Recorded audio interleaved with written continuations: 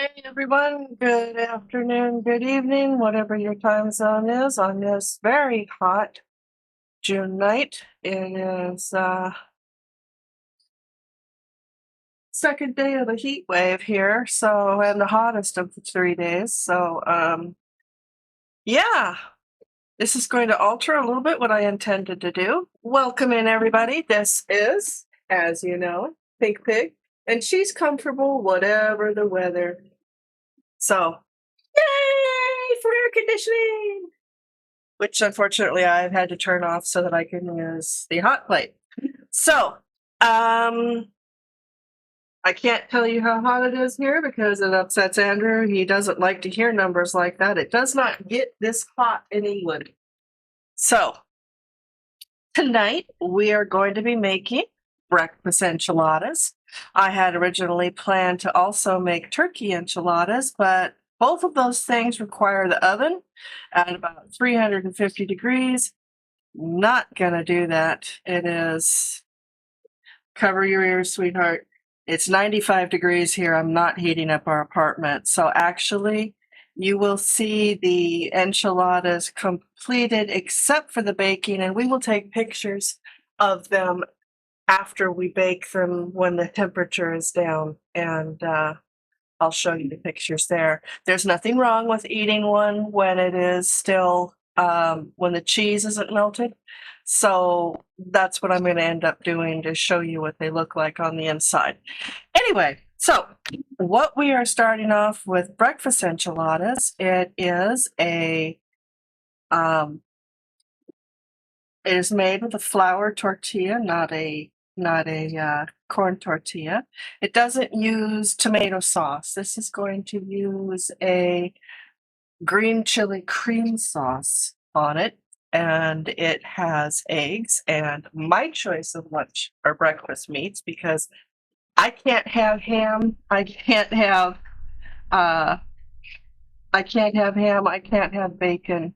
I can't have real sausage, but I've got turkey sausage, and that I can have. So we are going to be using that. And I hope that's actually, yep, that's the one I have out here. And it is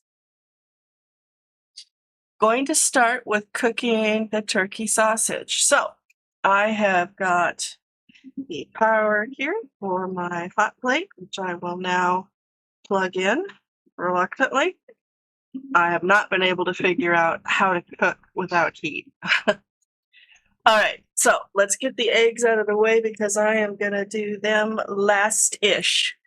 And the recipes will be up after stream. And we're a little slow running here today just because it's so hot. I have got 2 pounds of turkey sausage. And it's from Jenny-O. It's pretty lean. It's a little spicy. Not bad though. Tolerable for what my husband likes. He is very much doesn't like the hot anything. That one's on. That's bad. Okay, so because this is turkey sausage and not regular sausage, we do have to add about a tablespoon or 2 of oil to it. That is about 2 tablespoons. And I will now use the big knife to cut this open because I like to cut the vegetables with the small knife. So you can use any brand of sausage you want. You can use turkey sausage if you want. You can use pork sausage, obviously, if you would like. But because of my pork allergy, I cannot. So I just take this and bust it open here like it's an egg. And the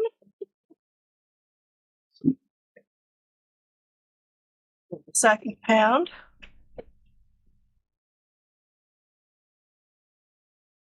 Jenny-O brand is pretty good as far as turkey sausage goes. They don't put anything weird in it. A good substitution, if you're looking at pork sausage, of course, you can use any brand you like. Jimmy Dean Sage um, pork sausage that's like this is what I would choose. But you can use link sausage. You can certainly use ham if you'd like for your breakfast choice. Or hey, toss it up. Use ham, sausage, and bacon. Why not? More meat the merrier, basically. I tend to make my burritos and enchiladas very full of meat, very full of cheese. So that's just how I've always done it. This may originally, from the description, sound a little bit like the same thing that I did when I made the breakfast lasagna. It's not. This isn't going to use a country gravy. It's going to be a white sauce that we put some fire roasted mild green chilies in. So it's a very mild level of spice. The fire roasting brings that extra flavor in the peppers. So it's worth it to try to find those fire roasted peppers. It's also, if you're using canned tomatoes at some point for your recipes instead of fresh, it's also worth it to find the ones that have fire roasting in them, and there are some out there. It just deepens the flavor of the tomatoes or the peppers, and it's just nice. Roasting your vegetables always brings out extra flavor. So that's a variation there for you. Let's see. I will in the future be making traditional enchiladas. I will be making my own enchilada sauce from scratch because, well, the stuff in cans has garlic in it.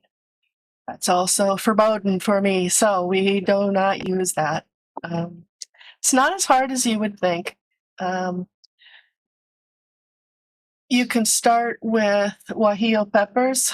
I may be mispronouncing that, but and they come dried, and then you would put them in a bowl with boiling water, let them rehydrate themselves, and then you would put them in the blender with the water, blend them up along with some other spices, and that pretty much makes your enchilada sauce. The more authentic versions of enchiladas do not use tomatoes in it, so their red sauce that they put on it is red from the peppers. It has nothing to do with tomatoes. There are hybrid recipes where they put some tomatoes in it. It's more of a Texan thing. In any case, we will be doing that in the future. For me, Mexican food has always been kind of a special thing and a comfort food because my father really doesn't like Mexican food. He'll eat tacos every now and then when I was growing up, but we had them like twice a year at most, and it was not his favorite thing in the world. But Mom and I dearly love taco salads, and that's why my birthday dinner of choice is always taco salads and tacos, and just brings back good memories, oddly, of Christmas because I'm a Christmas baby. So taco salads, Christmas, it goes together, right?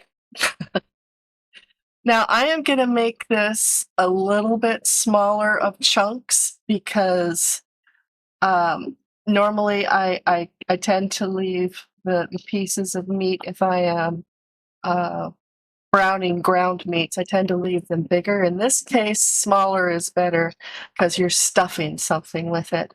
And you'll see me do this as well on my manicotti, which is also upcoming. And the rest of the time, if you see me doing it for spaghetti or, like the country gravy, I tend to make sure that the pieces are big so that when you take a bite of it, you have a big bite of meat. But with these breakfast enchiladas, it's not going to be just meat. It's going to be eggs in here. So we're gonna be using, uh, let's see, that's 18 eggs. We're missing 4, so that's 14 eggs. Little about a dozen, somewhere between 12 and 18 eggs, depending on how much you want this to make. This is gonna make 2 trays of enchiladas.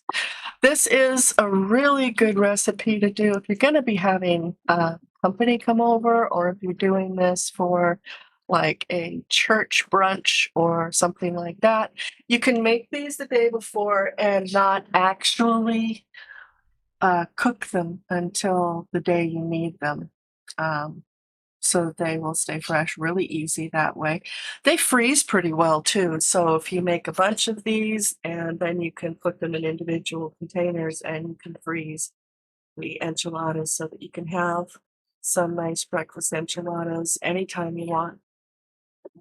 And that's in an individual container. You can also freeze the entire container all at once, like you would a lasagna, and that works well too. You just have to take them out and let them thaw between your refrigerator and your counter. Um, I would say get them out the night before and put them in your refrigerator, and then take them out and let them thaw on your counter for an hour before you put them in to the oven for at 375 for an hour. Um, then you need to check it. You might have to add an extra half hour depending on how well the enchiladas thawed. In any case, if you come in and you are here, please say hello. I don't mind lurkers. Lurkers are fun, lurkers are good, but it would be nice to know I'm not just talking to my husband. Uh, I know it's a big hot weekend, the first one we've really had in the area and other places in the country. So people are going out to beaches and lakes and rivers, and not spending much time watching streams or streaming, as a matter of fact. There's not very many people on that are streaming right now. Um, in any case, so in addition to the 2 pounds of turkey sausage here, I am going to be adding some onion, and I am going to be adding mushrooms to this. It's basically going to be kind of like an omelet inside of an enchilada. By the time you get done, if you use ham, you put ham and onions and bell pepper, and it's kind of a hybrid. Hi, Andrew. It's kind of like a Denver omelet at that point. This will have some bell pepper in it as well. I just like mushrooms and they help. Mushrooms have a kind of a meaty texture and taste to it, which is,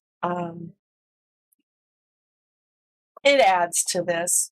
It definitely adds to it, especially if you're using turkey instead of beef or pork, because turkey has such a mild flavor. The mushrooms definitely help fill that out. All right. So I have now covered up the sausage with the mushrooms because they need to get started. And as the sausage cooks, I'll be lifting from the bottom and putting it on top. That will get the mushrooms down there to be cooked as well.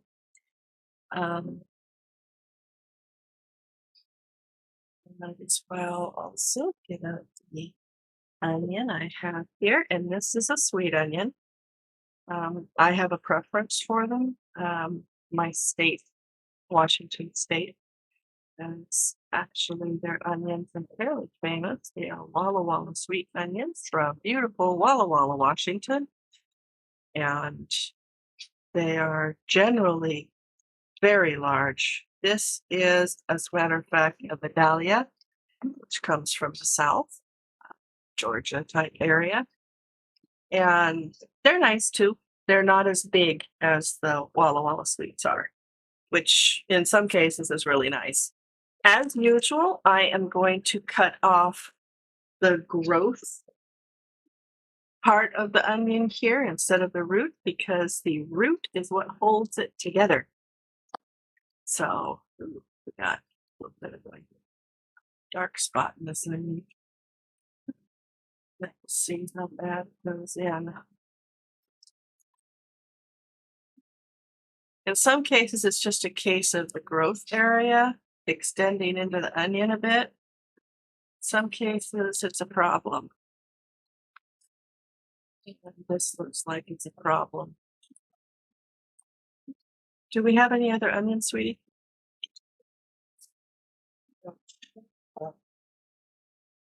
I have a constant glucose monitor, and unfortunately, it misbehaves in hot weather. So that's fun. Didn't know about that. While my husband is looking for the onion, I will shove this onion off the side.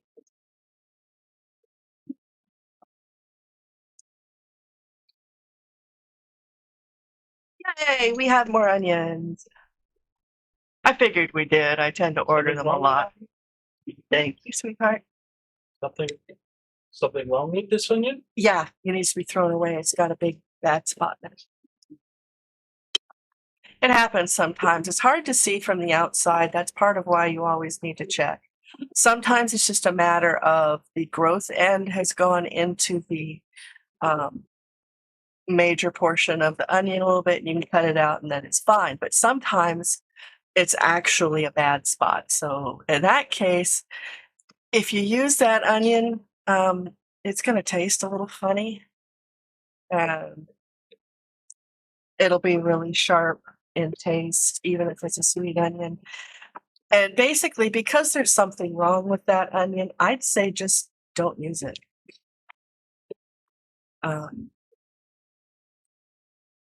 That would be my best advice, actually.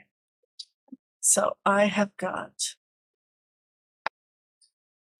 this here, which is frying up fairly nicely underneath the mushrooms. Got to rotate the mushrooms down. And if you chop up the mushrooms a little bit, that's fine too. These are pretty big mushrooms. Now, mushrooms have an interesting figure about them. They are huge with water. So when they are cooking, they start out big and then they go down by at least half size and they release water. And then you need to cook that off. It gives an intense mushroom flavor, which is good, but you don't really want, if you're making something that's dry, like an enchilada, to have a lot of extra liquid in it, because that makes for soggy enchiladas. My vegetarian enchiladas I make rely on these cremini mushrooms. They're the brown skin mushrooms. They are, in fact, a baby portobello mushroom. And the portobellos are those great, big, huge brown mushrooms. They're like the size of your hand. And they use them in vegetarian cooking a lot. So you would get a grilled portobello burger where what you've got is the grilled mushroom, not an actual meat patty. But an interesting thing about portobello mushrooms and cremini mushrooms is they actually have a beefy flavor. So it's subtle, but it is there. I use them in my vegetarian chili, and people don't even know that there's not beef in it. I don't add tofu or anything to my vegetarian chili. I will continue to cook this, and we'll get out one of the onions.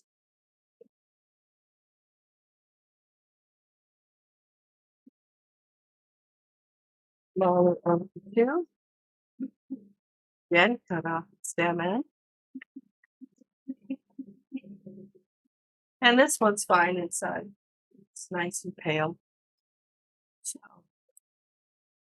and trust me when I say we have an appreciation for pale in this house. I always thought I was pale until I met my husband, who is British and blonde. And next to him, I look swarthy, and I'm a redhead, so I know pale too. All right. So then we peel the skin off of the onion. You don't ever want to use this onion skin. Um, it doesn't cook down. It doesn't add any flavor, and it's quite papery. So basically, they would call this. They used to use onion skin to make paper, and it made a very translucent paper that they would use for making copies through things. All right, so now we've got this, and in order to dice it, I left the root end here because that holds all of the leaves. And get your hands out of the way anytime you're going through a vegetable with your knife so you don't cut yourself, because when it suddenly gives, bad things can happen. I need to stir my meat and mushrooms again. The mushrooms are starting to release their liquor into the pan as they're cooking, which is good. I absolutely love mushrooms. I will put them in absolutely everything. If you like a spicier enchilada, at this point, I would suggest adding in a couple jalapeno peppers. And depending on your level of heat, you can simply dice them and leave them the skins in, or pardon me, the seeds in. If you like it a little bit less spicy, I would suggest you cut them in half, take out the seeds, and then dice the pepper and add it in. They do need to be cooked a little bit. So adding them in at the point you're cooking the mushroom or when you're cooking the meat is a good choice. And this does not call for garlic. You can put it in if you like, but sausage is already very seasoned. Garlic just adds garlic if you really love garlic. At this point, you could probably add a couple cloves of garlic, either crushed or diced. They have garlic in jars now where it's a minced garlic, usually in the grocery section where you have the produce. And it makes it so you can just grab a couple spoonfuls, 1 teaspoon to add the things. That's the equivalent of a large garlic clove each teaspoon is. It's much more convenient than getting the head of garlic and having to peel it and then dice it yourself, and just take some of the extra prep work out. Just like when I get mushrooms, I tend not to buy them whole. I buy them pre-sliced because it takes just that little bit extra time. I don't have to wash the mushrooms. I don't have to then slice them. They're already ready to go.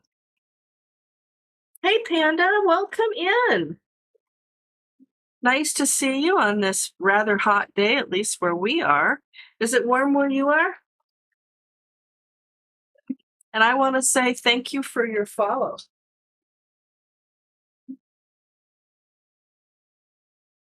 I am making breakfast enchiladas in a creamy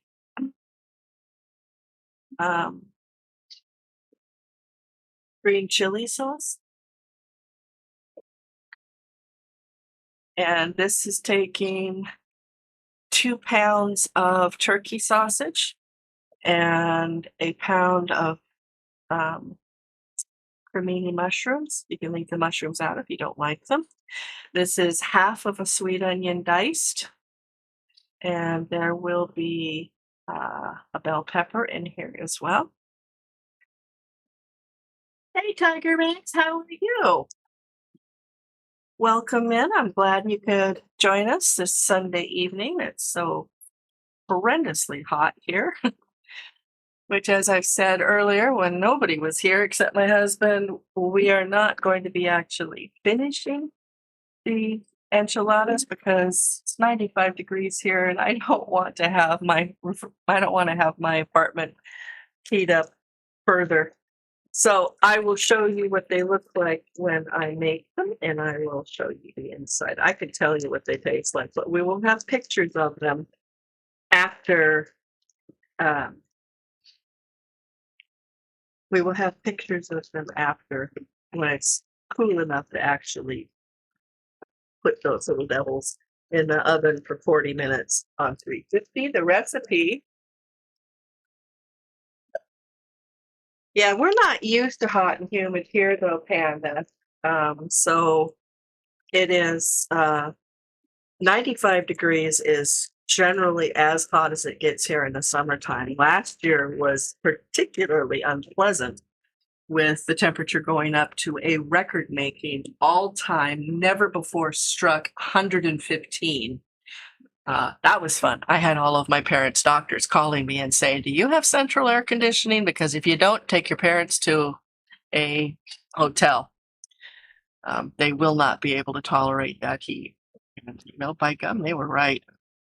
So, in any case, yeah, 95 is very hot here. And where we live, unlike in Texas and places where it gets hot regularly, generally these places are not air conditioned. So we have two portable room air conditioners, and they try, bless their little hearts, bless their little ticking mechanical hearts. They try their best, but they manage only about 10 degrees under the temperature outside.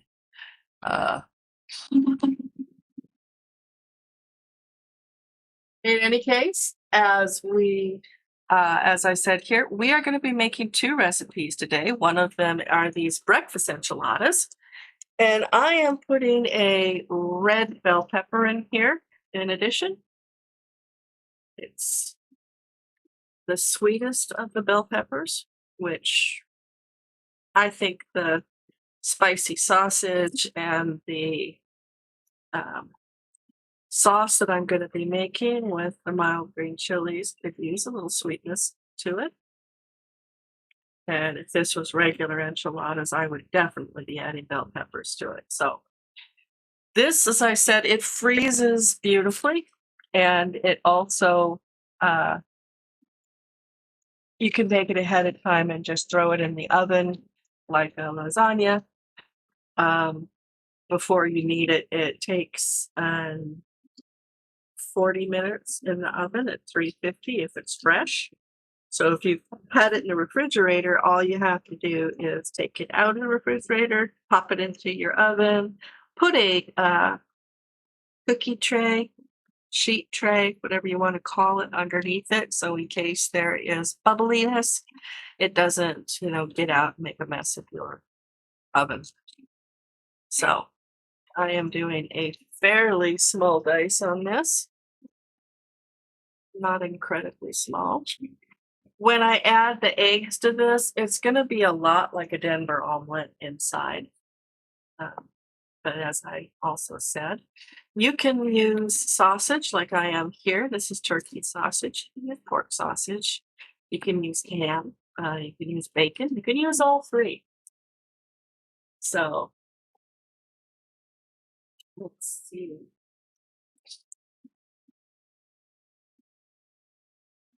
Global warming, right? They never needed air conditioning until now, so they just didn't have it.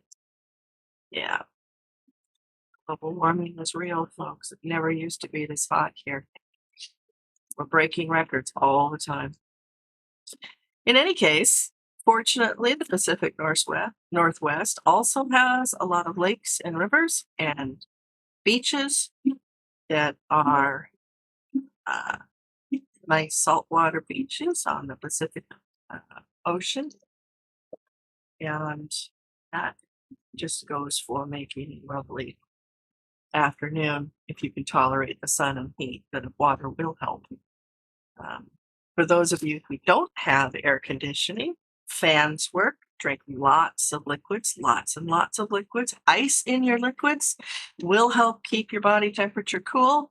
And if worse comes to worse and you're really, really hot, take a cool shower, leave your hair wet, sit in front of the fan and let the fan blow dry you with cool air. And you can take a squirt bottle and just re-wet your hair repeatedly and, spray the mist into the fan and it will blow mist out at you, and that will help by evaporative cooling to help you keep cooler.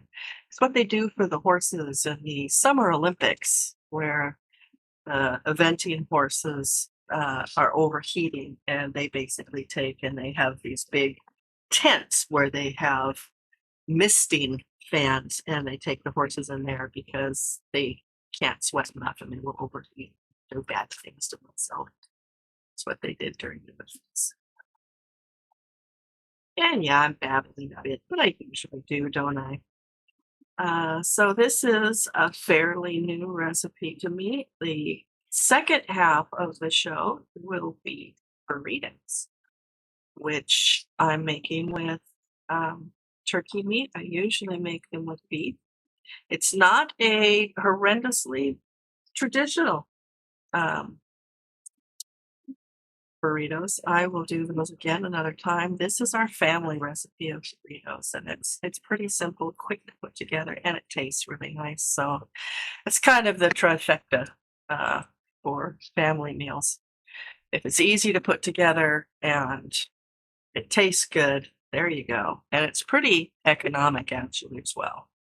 So it's pretty good. All right. These just need to cook a little bit longer. Get some more of the juice out of it. Finish cooking the peppers and onions. The sausage is already finished cooking. And this is pretty highly seasoned already, so I don't really add anything to it. Like I said, I'm adding onions and bell pepper. You could add garlic to this if you wish. I would say probably no more than 1 garlic clove per pound of meat. So since this is 2 pounds of meat, I would put in just 2 cloves of garlic if I were ever inclined to eat garlic. Alrighty, so this is getting very close to done. I'm just gonna have to have the liquid dumped. But something I can dump it in. Don't know. Alright. So I've got the onion cut up. I'm gonna move that off to the side for use in the burrito. And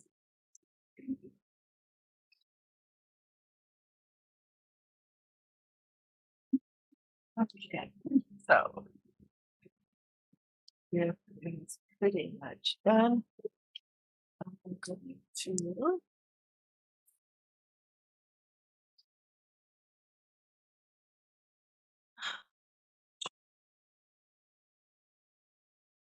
that's good. This comes back. Reach over it to get things.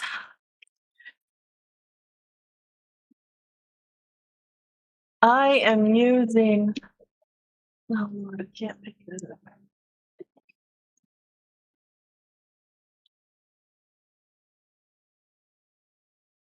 I am using disposable baking trays. They are very inexpensive from Costco, and they save on washing up for the legal thing. Also, a good choice if you are actually going to be using this for going to a potluck, bringing to work, having it for your Sunday course at church. So I'm going to turn the heat off under this. This was cooked at a medium to medium high temperature, by the way. That's generally where I go anywhere I am sauteing or browning. It's a high enough heat that it gets the job done. It is a low enough heat that you don't burn anything. Okay, Andrew actually likes burritos. Enchiladas, he's like too. They tend to be a little spicy for him. Everybody has their individual taste. I'm just happy that he eats it. So, all right. And as you can see, the mushrooms are done now. They are much smaller than they used to be. They've changed color, so they're not white fleshed inside anymore. And I need to taste one. You know what? That was hot. Boy, not hot enough to burn, so you stay your finger away from the burn button, honey. but it was very, very warm in my mouth, shall we say. Okay. So what are you guys doing on your Sunday besides watching me? Did you go to the beach, do anything fun with family? We pretty much just lazed around here, starting to get ready for the stream here and looking at each other a lot and going, I'm hot. My dog, who's an Italian Greyhound, loves it. He has no undercoat. He collects worms. He burrows underneath pillows and blankets at every opportunity. And that's just the way he is. It's an Italian Greyhound and Greyhound in general. Whippets do it too. Trait. They get cold very easily. Their blood vessels are very close to their skin, and it allows them to cool off very rapidly, which is good. If they're exercising, it's bad if they're in cold weather, because they really aren't a cold weather dog. So even in temperatures like today, although we could probably take it off of him, Smudge is wearing that's his name, Smudge. I know you did stuff, but slower than normal and mostly saying, I'm hot.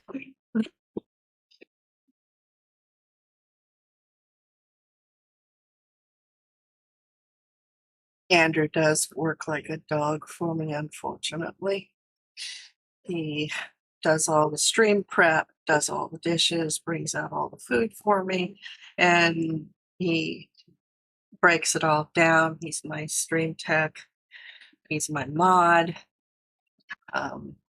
Yeah. So he does work, and I pay him in food and love.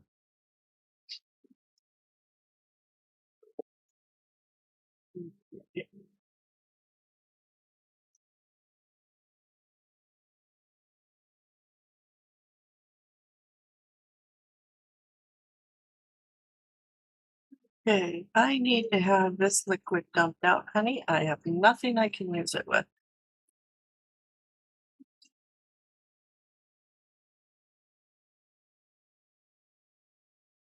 Want this filling to cool so that it doesn't immediately melt everything I put in it. All right, so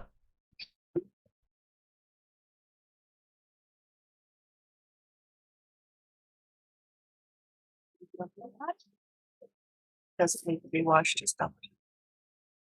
And I will put the meat to the side. It's hot, as far away from me as possible. I do need it back. I'm going to be cooking the other turkey in it. Okay. So I just stick it on his 7 bud. All right. Now I am going to be making eggs for this. It's going to use scrambled eggs. It would be 12 to 18 eggs, depending on how big you want these to be. We are 4 eggs short of 18 just because, so we're going to use 14 eggs. And I'm not going to do a lot of scrambling ahead of time. I'm just going to scramble them in the pan. And these will be cooked hot. These will be cooked right here in front of you all.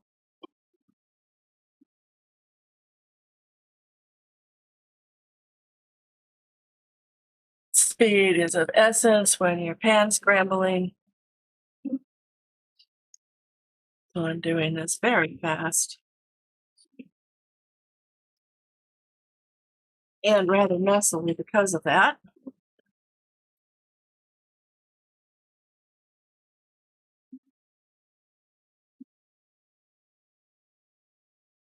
I will be using my spatula for this because, well, that's what you do.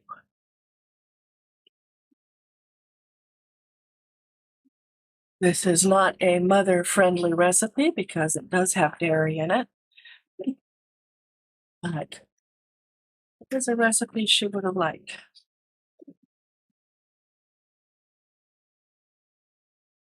Okay.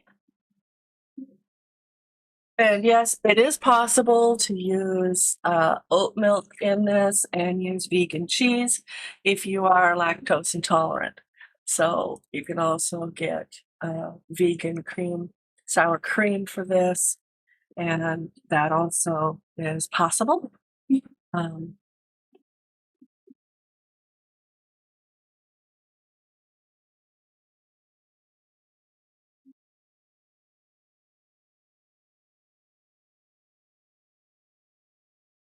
okay, so that's the eggs taken off. And now I am just going to pop the egg yolks in this, as you can see, and start moving the eggs around. As a matter of fact, I might just go ahead and use my whisk and scramble them lightly here in the pan.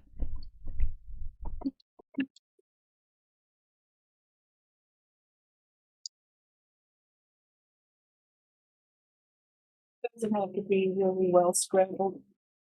Mixing them around while you're cooking them will do the rest. Okay, so let's take that to the side. And just continue to work these eggs. These are being cooked on closer to medium than medium high. You don't want to cook your eggs if you are scrambling them under high heat. So it just has a tendency to burn them. And now that I've got them starting to cook here, you leave them alone and let some of the egg solids form on the bottom before you push it around. Otherwise, what you have are a whole bunch of little shreds, and we just don't want that. You do not lactose, so you demand. See, my husband's under the impression he's the funny one in the marriage. I would say not. I think I'm the funny one. But we'll see. And this is just as possibly you can see when I do this, the egg solids are starting to push around when I do this as they're forming. You just want to loosen them up so they don't burn and spot, and you also want to make sure.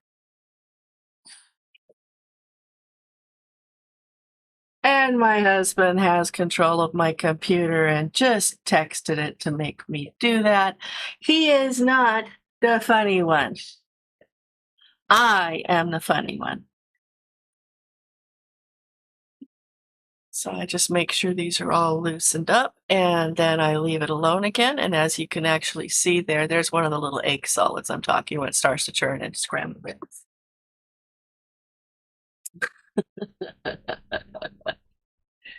Now, because I am sitting here near a burner and I turned my air conditioner off that's next to me so that I would not blow circuits, I'm going to have some ice water to drink and keep hydrated.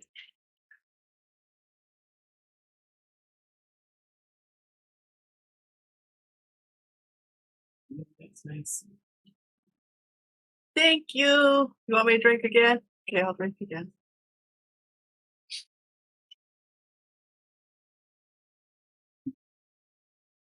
Gatorade is nice. Soda is nice. When it comes right down to it, ice water is awesome on a hot day. So, and a little bit later on, and when we get into July, I'll be showing you all some recipes for more cool drinks for the summer, including a variety of different lemonades. Hey, Tina Bug! Welcome in, Tina Bug. Can we please get a shout out for the awesome Tina Bug and her friend? I am making today breakfast enchiladas and turkey burritos. We are in the middle of the breakfast enchiladas. I have already made the filling, or part of the filling, which is 2 pounds of turkey sausage, half of a sweet onion, 1 bell pepper, color of your choice. I used red, and a pound of cremini mushrooms. And that is over there cooling, waiting to have these scrambled eggs added to it. This is going to be a lot like a Denver omelet on the inside. And then I'm going to roll these in flour tortillas and make a mild green chili cream sauce to put with it, along with the cheese that I smother it in because you gotta have cheese. Ooh, gotta have cheese.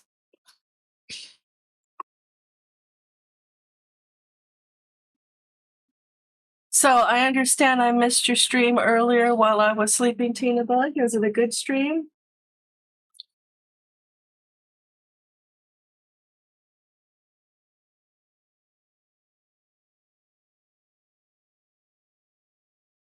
I am just scrambling eggs here, waiting for them to form and trying not to die of heat. It is 95 degrees here. We are just not used to it. And considering a couple days ago it was 60, that's a big jump. That is such a big jump. This is 14 eggs. We didn't have 18, but you can use anywhere between 12 and 18, depending on how eggy you want your breakfast burrito or enchiladas to be. This is a good recipe for making ahead of time, and it is an excellent recipe for taking with you to potlucks and church socials, and if you have sudden people coming in and you need to put them up overnight, having this available to cook for them is really handy. You can make it overnight and then finish it in the oven the next day when you need it. Yeah, I don't think they wouldn't have agreed to that. They are like that. It is not only a boy thing, it is a Brit thing, it is a Brit boy thing. So they always think they're right, and you know what? Not always. Unfortunately for me, Andrew is very often right. Now, the secret to making good scrambled eggs is that you don't overcook them. So you keep cooking them until they are still very glossy looking. They aren't runny anymore, but when you reach the glossy and not runny, you're done. If you go further than that, see right now they're still a little drippy, but they're almost done. And if you go further than that, what you've got are very bouncy eggs, and they will taste like super balls. So you don't want to do that. Now, I haven't added any seasoning to these eggs. Normally I would have added salt and pepper, but because this is going into an enchilada where the meat is already very spiced and it's going to have a somewhat spicy sauce on it, it's going to be using fire roasted mild green chilies that are canned, and these are almost done. I would say 1 or 2 more stirs and I've got it. I didn't want to add a lot of extra seasonings. It just starts. See, the thing is if you add a whole lot of seasonings just to be adding seasonings and try to spice things up and make everything taste like something, at some point it's too much. It's just your brain gets confused over what it is you're trying to eat. Okay, so these are also done now. I will turn off the heat under that. And get back my meat filling,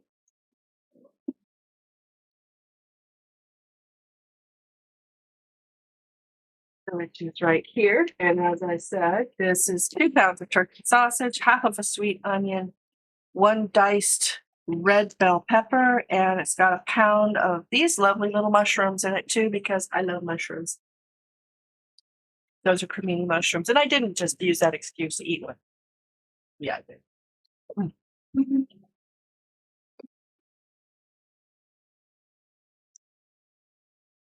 I understand he also tried to convince them that they should get together, rebel, and start planting flags and everything.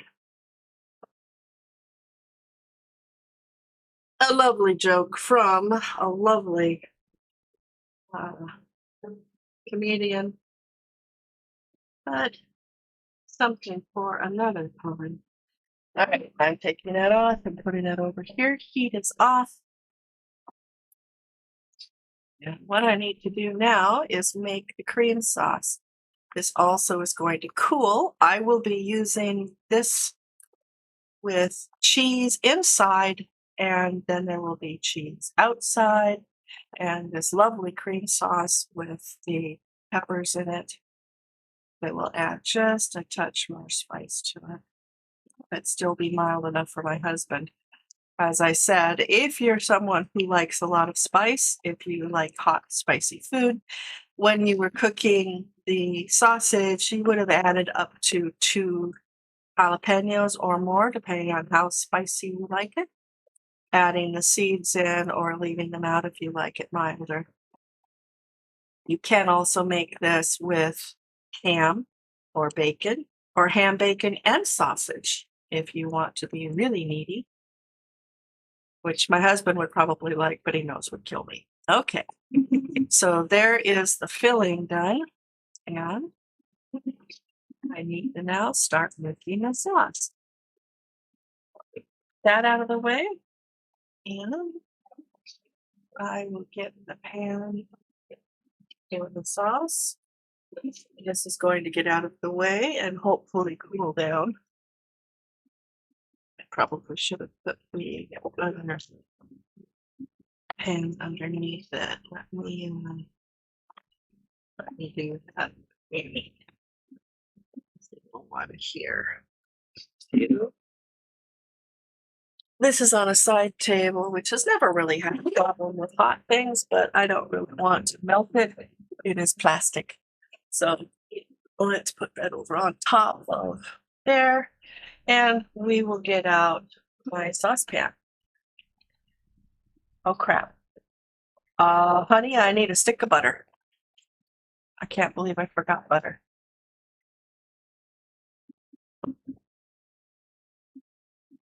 This is going to be a standard white sauce that we'll be adding. And I also need the pepper container that I just threw off beside the table.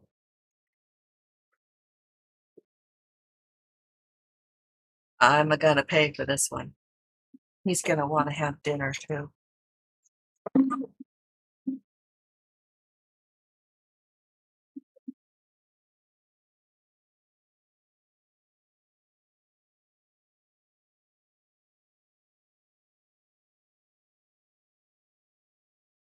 I also rolled off the can onto the floor. I know. That is the hammer of discipline, also known as one of my forging hammers for goldsmithing I do. Can you find it? Yep, that's it. Closer would be nice. Okay. And I will be done with the milk very shortly.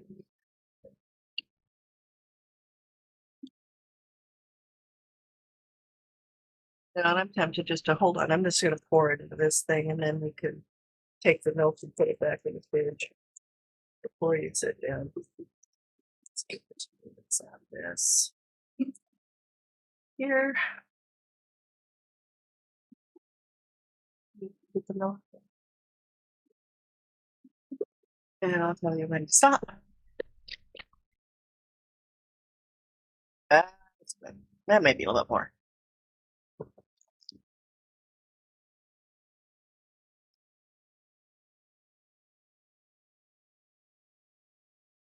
All right, so Yeah, like I said, it's very hot here, which is making the apartment hot. Makes me not want to have the milk sitting out for a long length of time. So we have got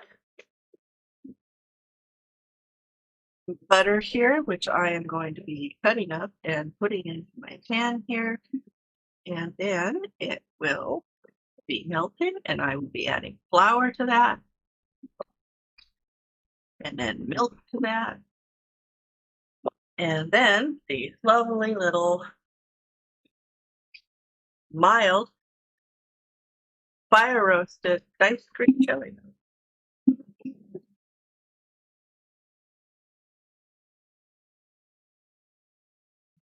I cut up the butter into about tablespoon portions because it's easier to melt that way.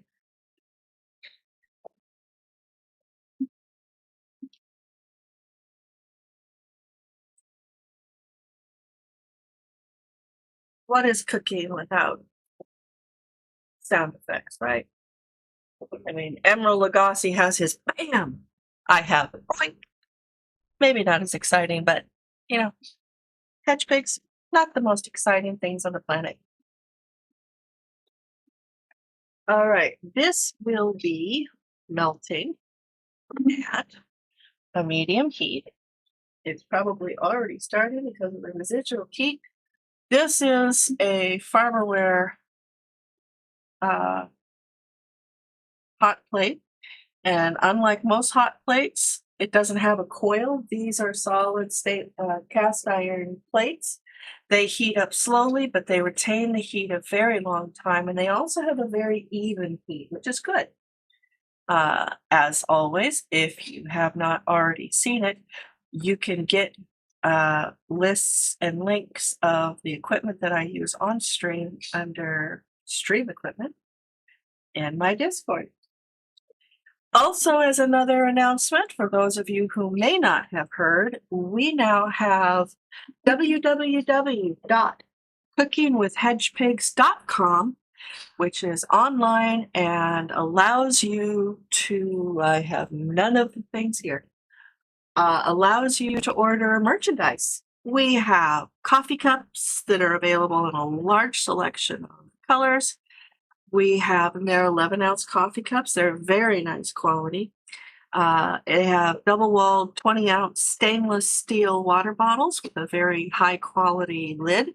And it has either the Giggling Hedge Pig on it or it has Pink Pig on it and says Cooking with Hedge Pigs. They're lovely. Also, we have tank tops, t-shirts. We have long sleeve and short sleeve t-shirts. We have sweatshirts, hoodies.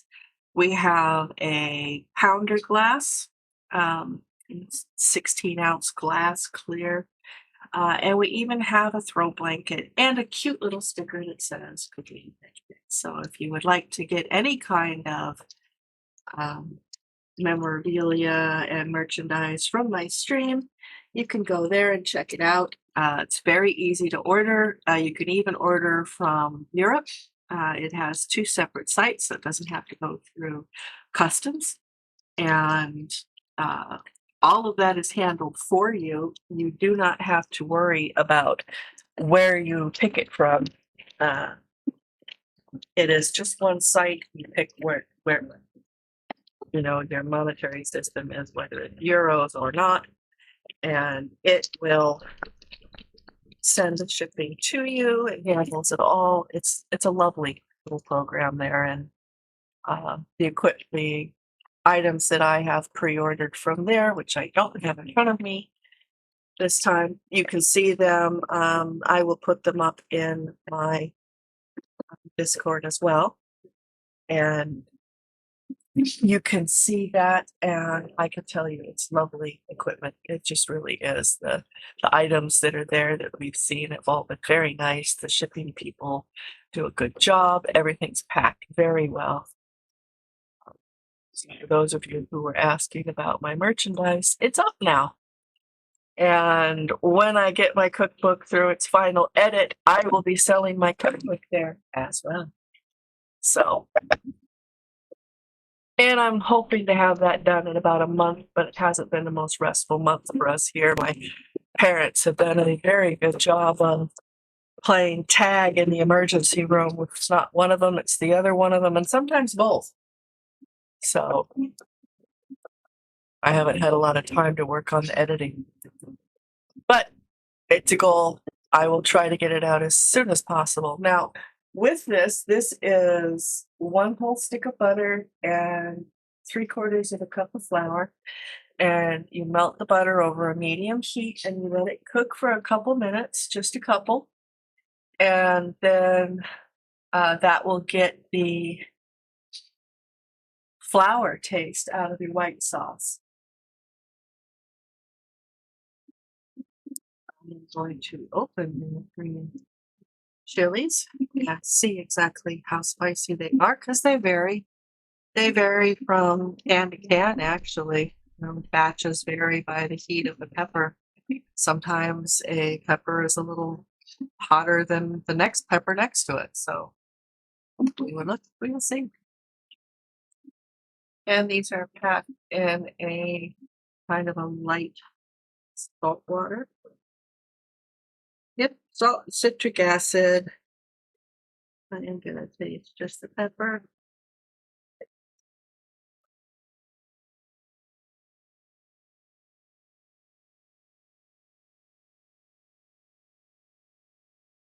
They're really mild.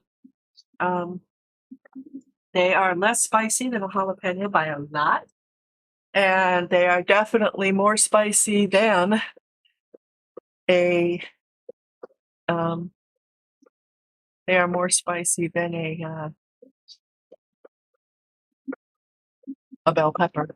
They're kind of in between the two. So that's nice. All right, this has cooked for a couple minutes. I am now going to add in the equivalent of 3 to 4 cups of milk, whisking the whole time. If I could reach the heat better, I would do it on top.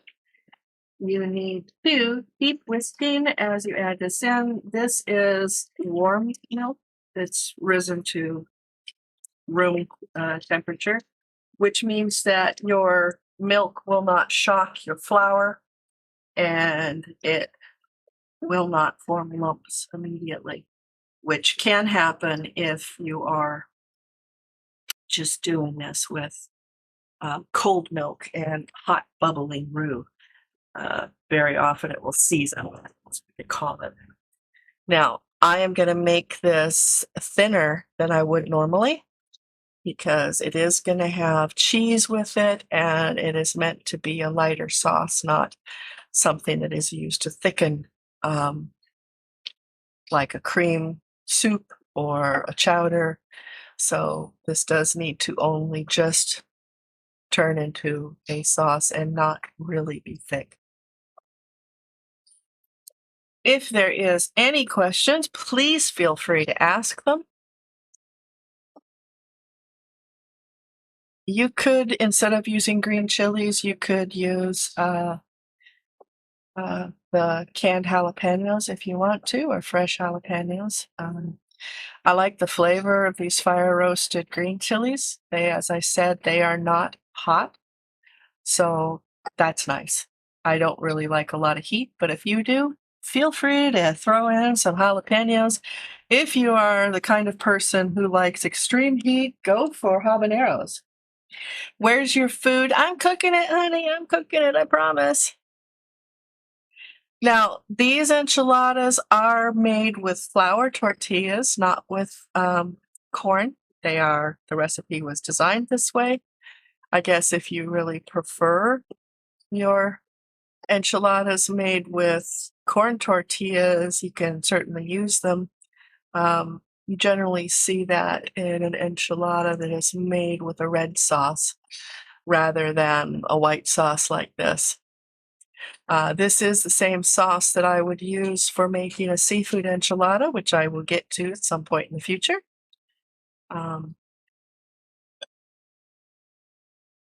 I will let that think about what it's doing.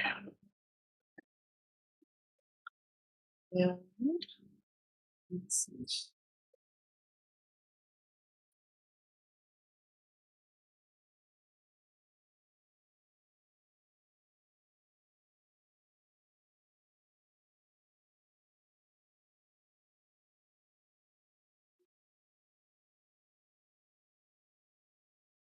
I don't hear the music anymore. Has it stopped?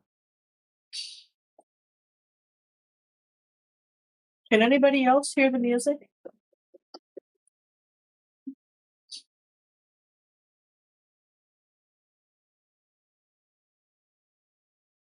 Well, that's weird. I don't know how that goes. I'm sorry, people. We did have music when we were starting this thing.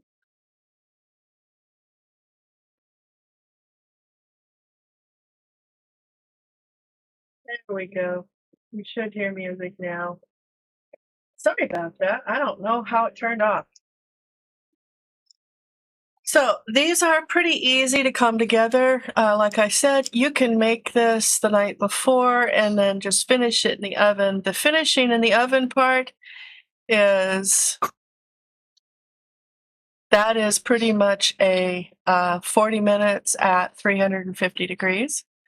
I'm not going to do that to myself and my husband. My apartment will never cool off.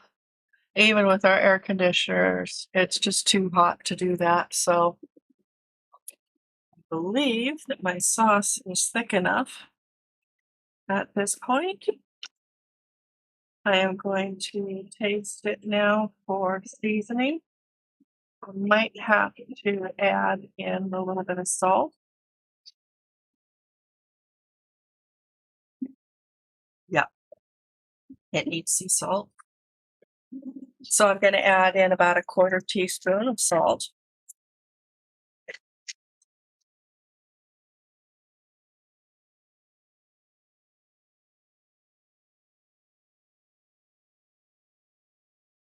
And mix that through, and then I am going to add about 1/2 can of these peppers. I don't want to add the whole can because we don't like spice that much. Now you will see the black parts on this. That's because these are actually fire roasted, which it kind of mellows the heat of the pepper, and it also adds flavor to it. So I would say my recipe, when I get it up onto my Discord, will call for a whole can. I'm modifying it for us. Throw that away. We won't use it on anything else.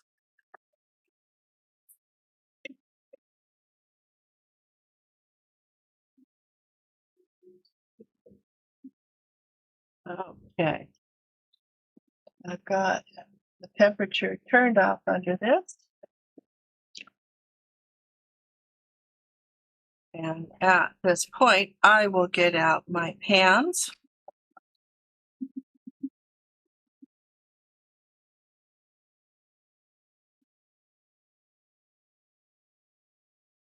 All right. So I am using these. They're basically 9 inches by 11 inches. I would say a 9 by 13 if you were using a permanent baking tray. But we're not. So what we will do here is you need to take and put a little bit of sauce underneath your enchiladas here. Not a lot. It's just to keep them from sticking, really.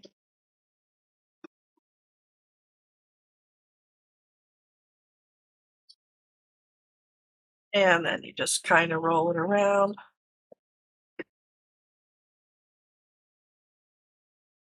And this is probably about a 1/4 cup, so it's not a lot. All right, so a couple things out of the way.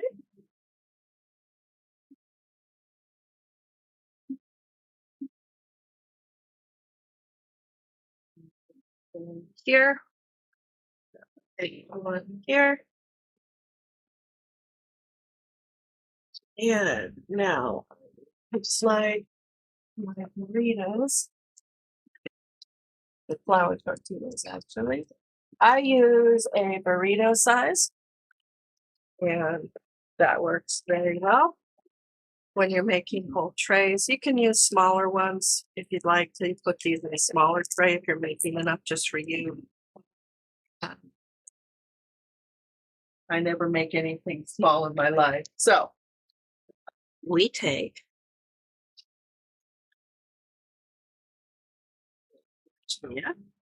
lay it here.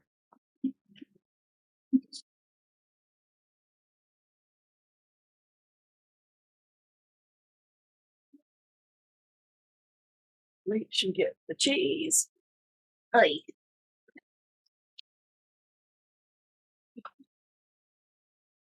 Everything is just almost out of reach.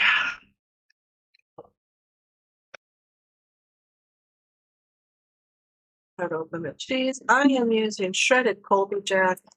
You can add just jack cheese to this, or you can add mozzarella. You don't really want to have this be as strong as it's better. So I've got a big container of the cheese here next to me. Now I'm going to take some of our filling. And this is the eggs and onions and mushrooms and sausage. And I'm probably adding about half a cup of filling here.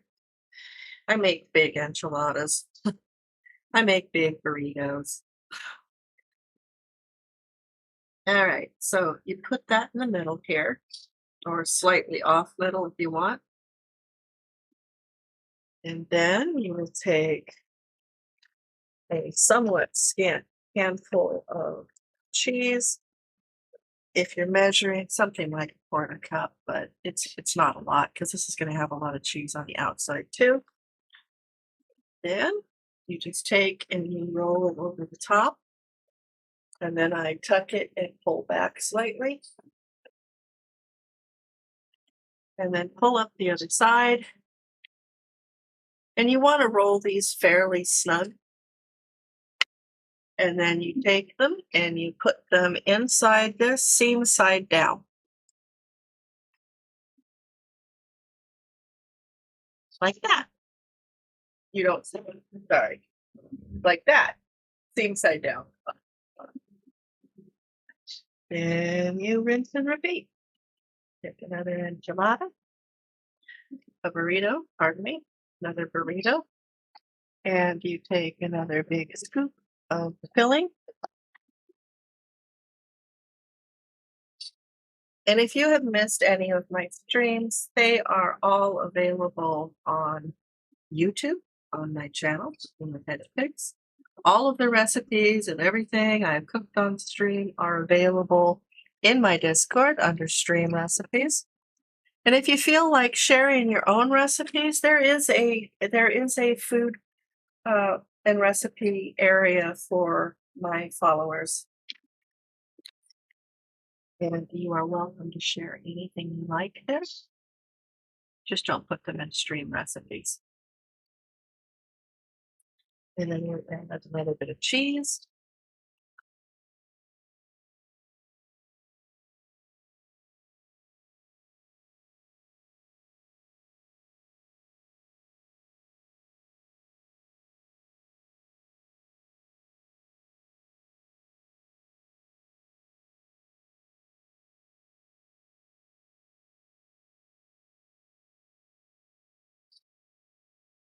This extra filling, if you have extra filling after you've made however many enchiladas you want to make, will make a very nice filling for an omelet, for instance, if you haven't just run yourself out of eggs like I did.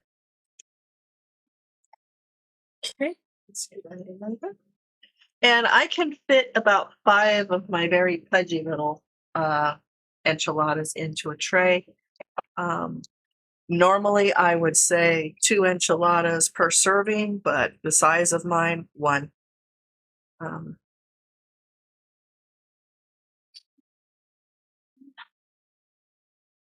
again here. And I have to watch myself. I tend to get progressively larger in the amount of filling I put in things, so I do have to watch doing that. This will have cheese on the outside. It will have cheese on the inside. It'll have that lovely cream sauce with fire roasted chilies. blending with the cheese on the outside. I just put my finger through the tortilla. Okay. You just wrap it up rather tightly, and then you take and move it into your tray here. And because I don't seal the ends, because we don't work an enchilada rather than a burrito, I keep getting filling everywhere.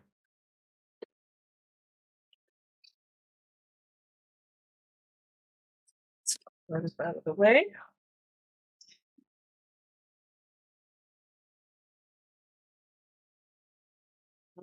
Here.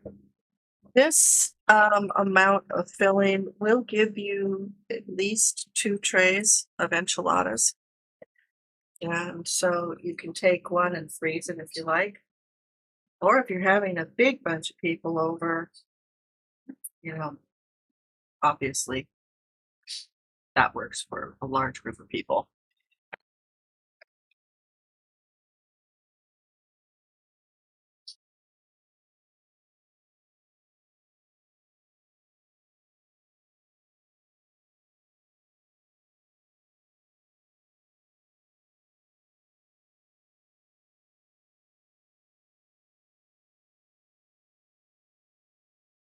Again, you push it up and roll it slightly, and then you pull it back, tucking it in as you go. And then pull up the other side. And then put it into the tray, seam side down. And then I need to shove all the burritos or enchiladas down so that I can get all of them in.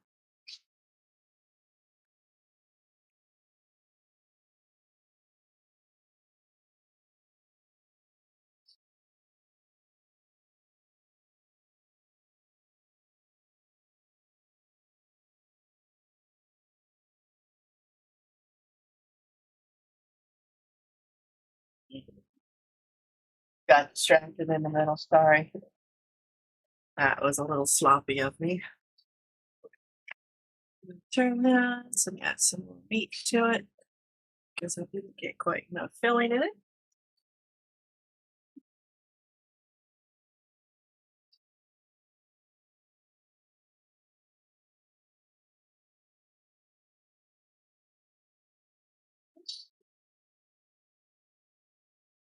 Cheese on it. I'm gonna have you actually microwave the last one, sweetheart, that I'm gonna make for this so that they can see what it looks like inside and, munching it.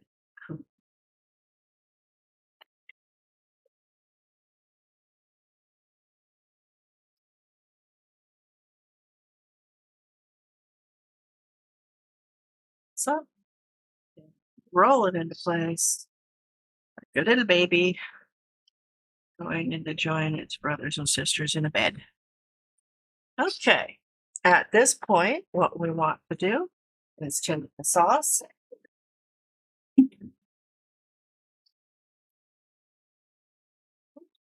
Stir it through again. Hey, geek boy. Welcome in. Nice to see you. Is it hot up there too? It's really hot over here on the West Coast. You are seeing me make my breakfast enchiladas, which are made with 2 pounds of turkey sausage, 1 pound of cremini mushrooms, half of a sweet onion. It has 1 red bell pepper in it and 14 scrambled eggs. And this is a cream sauce with mild green chilies in it.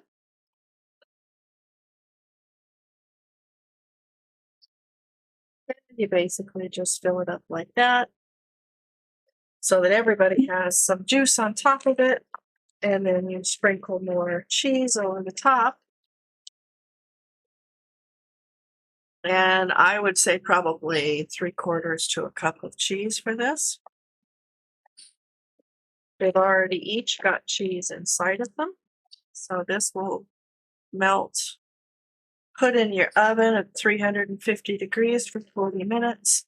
And you've got these enchiladas. I'm going to have one more that I need a specific plate for since the presentation plates are not microwavable.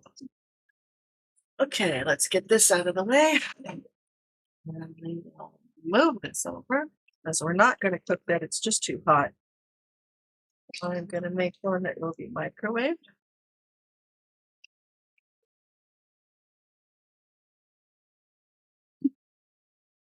Do I have? Yeah, I have the plate I want here.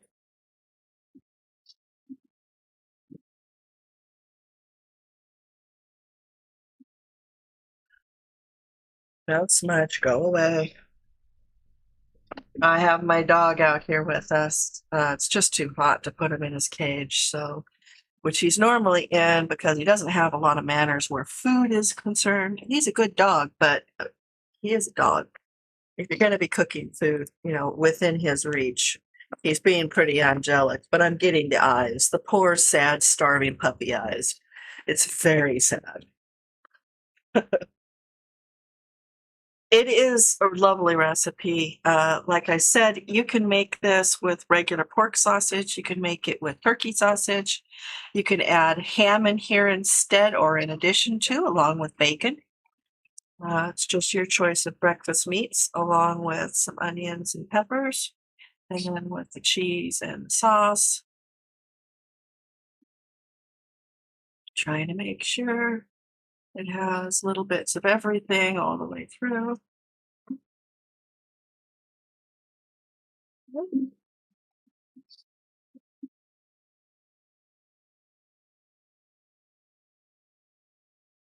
Do you want me to add that in?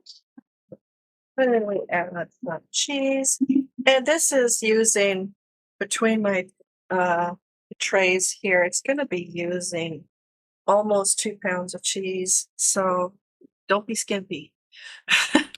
You don't really want to skimp on the cheese. Cheese really makes the dish. So then I am going to take this. All right, honey, I need to have you come in here because you are going to microwave this for me.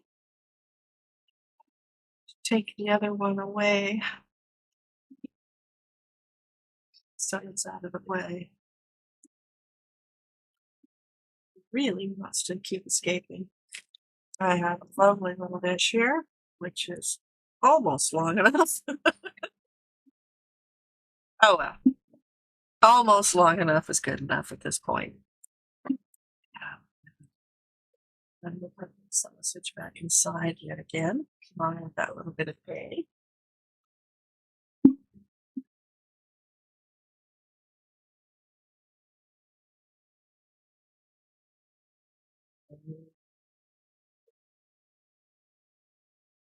Some of the sauce.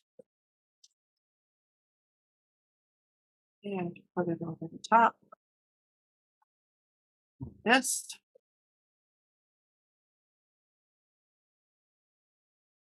And these are the extra soft, large burrito sized tortillas.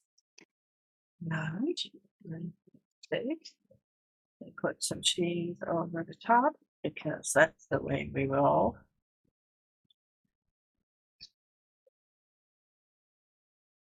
And you will want to microwave that for 3 minutes.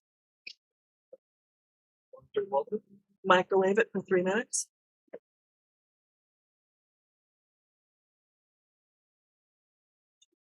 Here.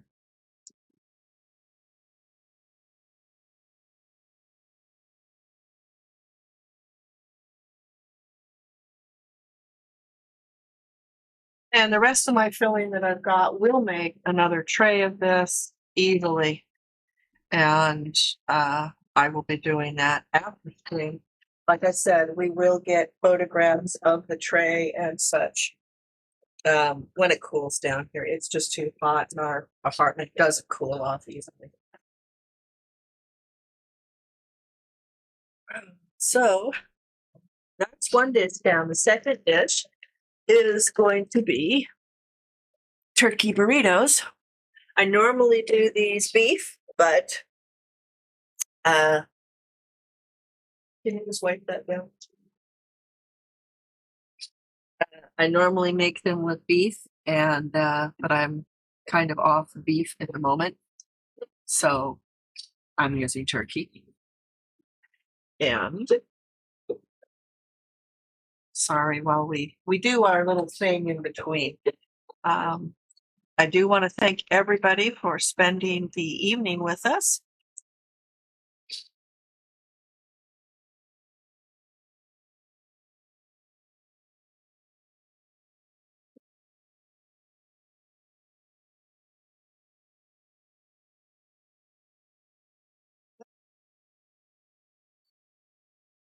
And this just needs tinfoil over the top.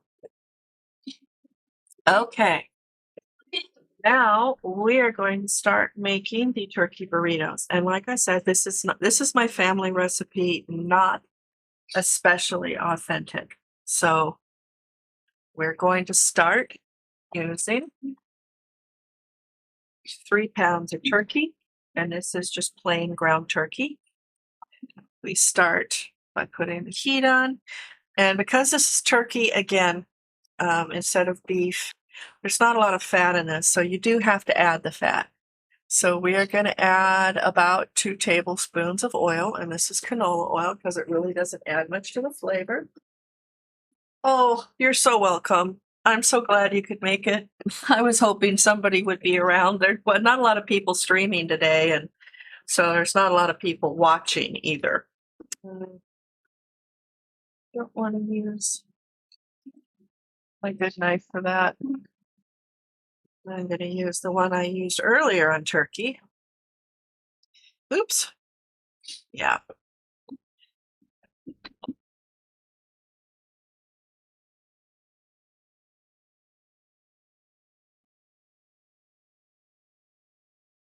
It's really resisting the knife, and that's weird. Okay, well, I'll just squeeze it out as I can.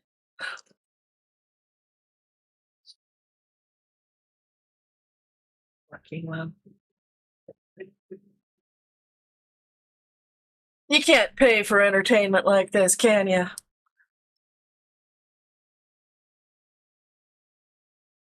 I'm just gonna have to do it this way.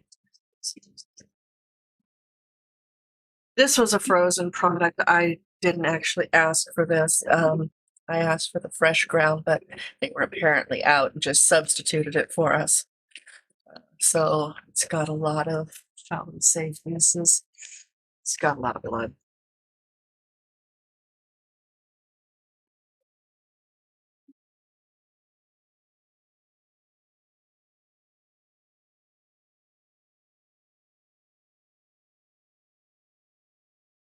And I have got 3 pounds of ground turkey here. This is not extra lean. I did specifically ask to get 85% turkey, so it does have some fat.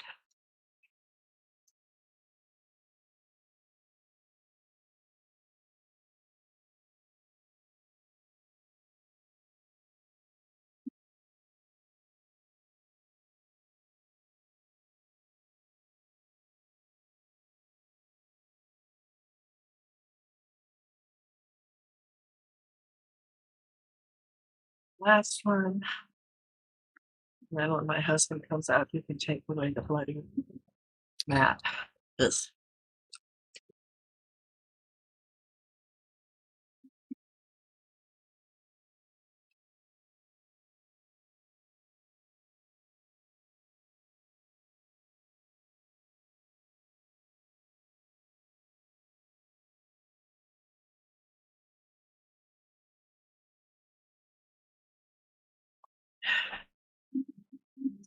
Okay. You can just taking that when I take this. Ouch, it's hot. I need, wash my hands before I actually handle anything. So give me a moment here. Push it forward and grab my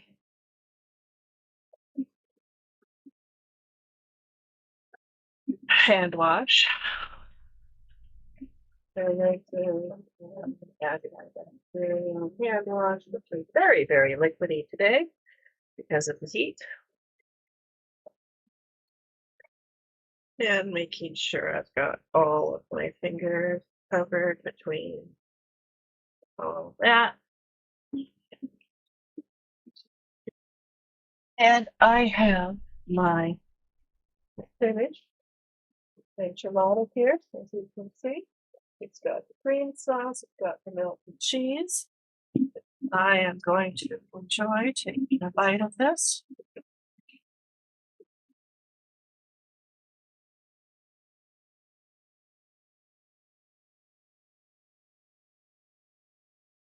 Take a bite on the side here.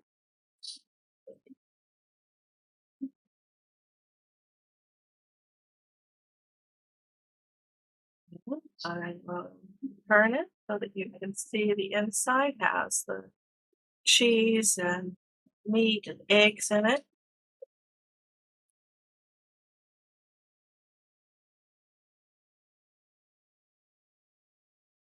That is really good.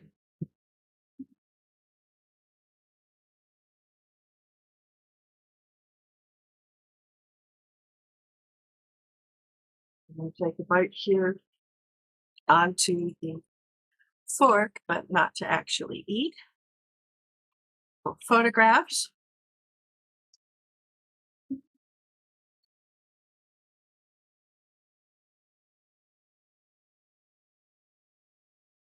So my husband can show it the pieces of things inside.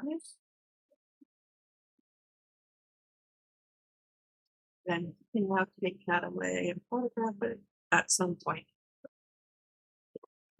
I've got my tray back here.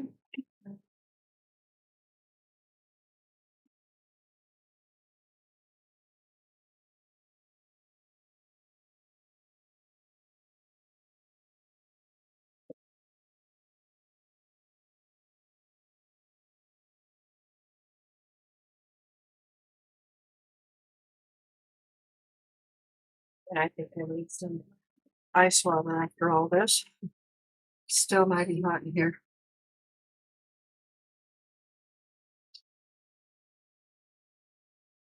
And now I am starting on the burritos. We start with, as I said, 3 pounds of turkey meat. Yeah.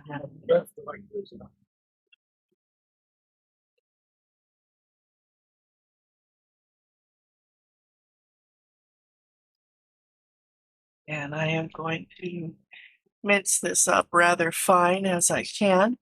It is, the ingredients for this are 2 to 3 pounds of turkey meat, depending on how many people you're feeding. I'm making extra because these are good cold, these are good hot. You can microwave them for hot when it's hot and still have a warm meal, but you're not going to be dying from having cooked it in the oven. So this is one of the Mexican dishes that my husband does like, the burritos. And I got this recipe from my cousin Tara. We got it from a friend of the family. And it is the only homemade burritos I have ever made and had. And as I said, not terribly traditional. This would usually use beef. I am going to take 2 15-ounce cans of pinto beans, and I am going to actually be pureeing them myself. You would add a 26-ounce can of refried beans to this normally.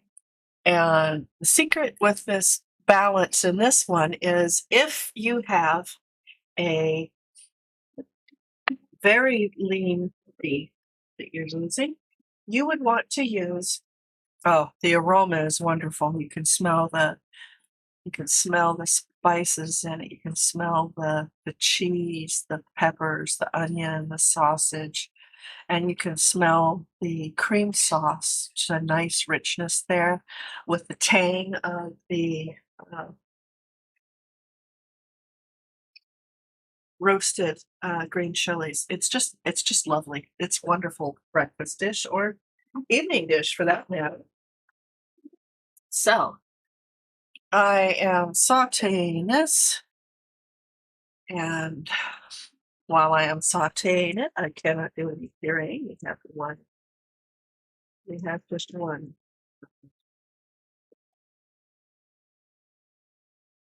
outlet basically. So if I am sauteing, I cannot do pureeing. The reason why I am pureeing the pinto beans is because refried beans have garlic in them.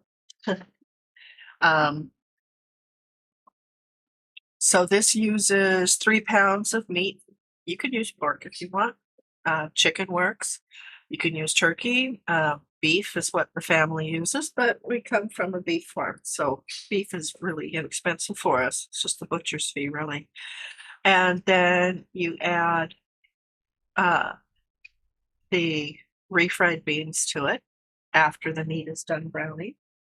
And my family usually adds 2 to 4 minced jalapenos to it. My husband doesn't like the spice. I have to admit the most I like in it is 1, but we're not going to add the jalapenos to it for my husband because he does like to eat these.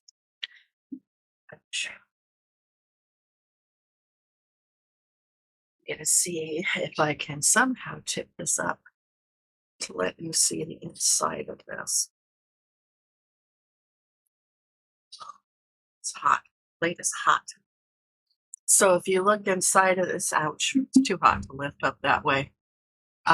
You've got your scrambled egg in here, and it's held together by cheese, and you've got the mushroom bits and the sausage and little bits of onion and the red pepper. So it's actually quite colorful. We'll get better pictures.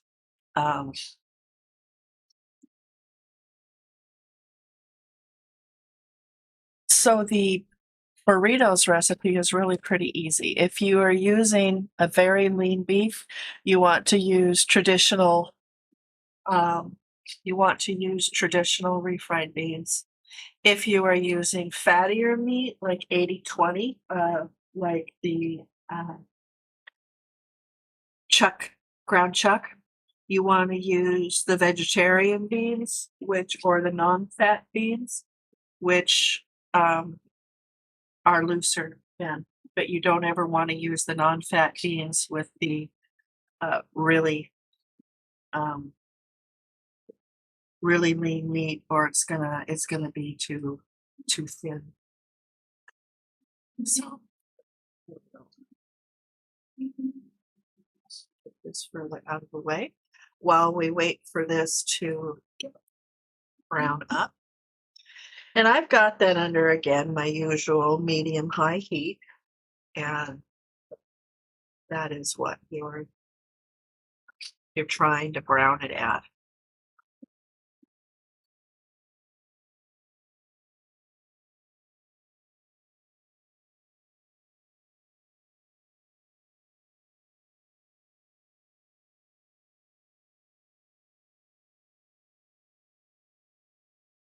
It is a really nice smell. I wish I could describe it better, but you can smell a little bit of spice, you can smell the meat, you can smell the onions and peppers in it, and it's just, you can even detect the creaminess in the cheese. So it's a lovely smell. It's actually a very nice dish. I'm enjoying it greatly. And as I said, it does freeze well.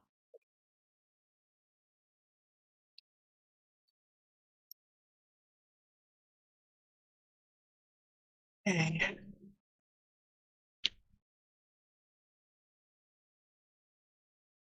Because this was frozen turkey, it has a bit more liquid in it than it would normally have.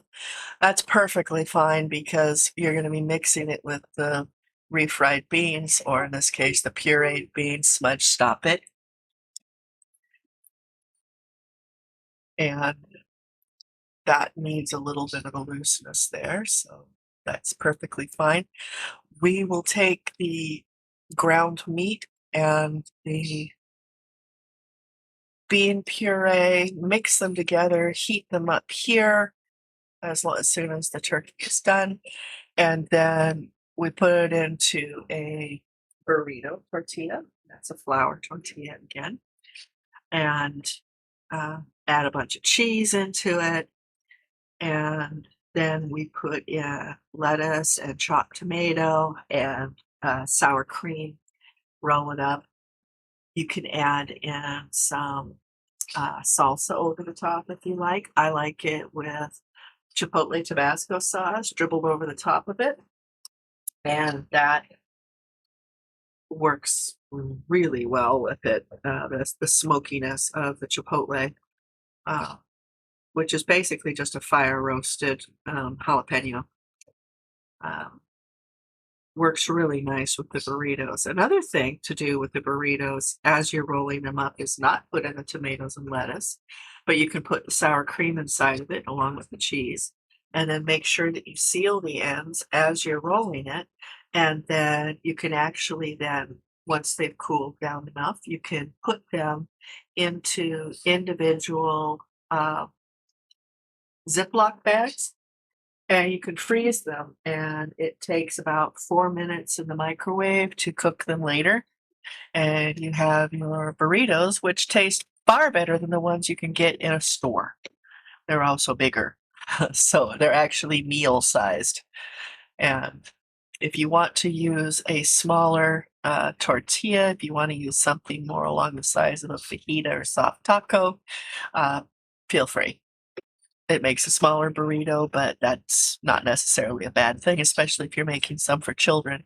And you can always have 2 of them instead of 1. So you want to make sure that the turkey is cooked, or actually any of those ground meats are cooked all the way through. No pink apparent, because basically it's a food safety thing. When the meat goes through a grinder, you've got every bit of that meat has been touched by something that has other meat on it. And what that will do is basically, if there is any kind of foodborne illness on it, like salmonella or something like that, or E. coli, if it's beef, you can, if you just saute the outside, you can, and it's still pink inside, you haven't killed that bacteria. Versus if you make sure that it is cooked all the way to at least a temperature of 160 to 180, depending on the meat, you will know that your meat is all the way cooked through. If you, for instance, are colorblind like my husband. So if you don't have somebody around to ask, is this done? You can always put a meat thermometer into a larger chunk of the meat and see what it says the temperature is internally.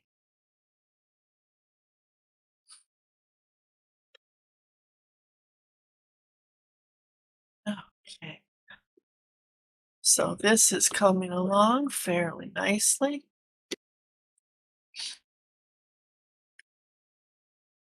I am going to let that continue to simmer. And then I'm going to do a little bit of magic, because I know that my plate, the hot plate, stays hot underneath that. Even if it has been unplugged, at least for a little while, I'm going to puree those beans with a stick blender. You could put them into a traditional blender, but you don't have to. The stick blender works perfectly well.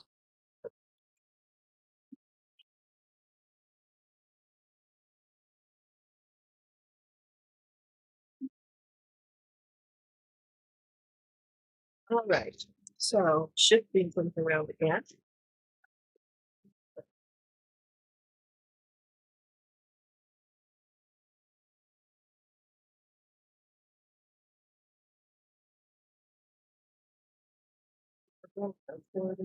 Out of this, because my nugget is going to be conveniently organized.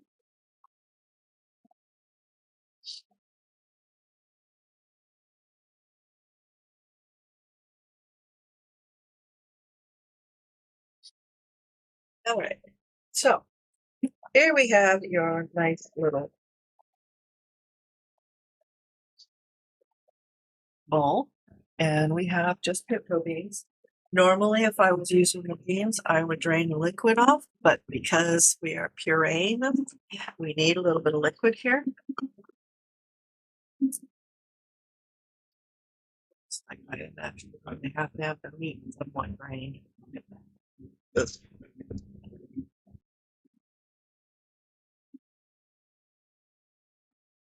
actually a lot of beans. So I am going to do one of these with the liquid that came with it.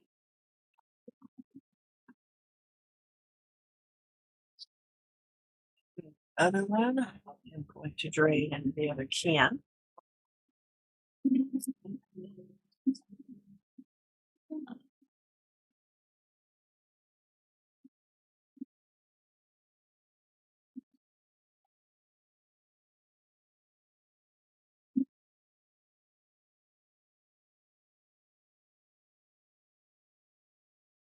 I've got the liquid out of that. Now we'll add the beans to the others.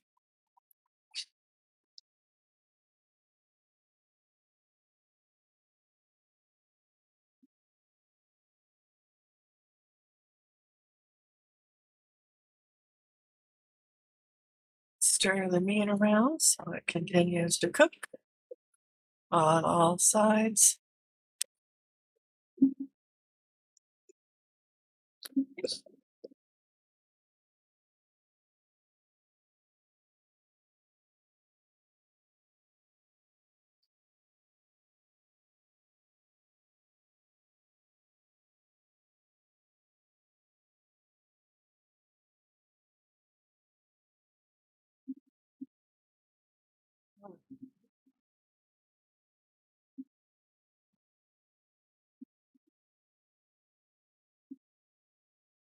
And bring it up here.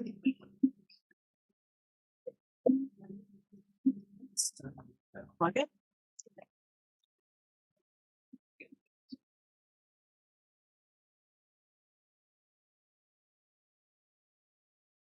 I have got a nice stick blender here.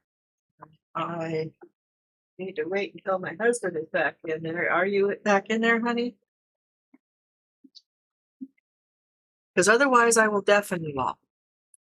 Because the blender works really well, but it is loud. Yeah. We have a way to mute things that I'm not sure. I don't do that part. Okay.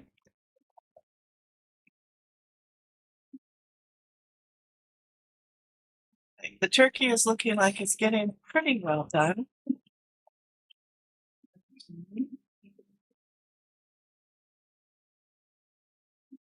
I'm going to add some onion to this because I like onion.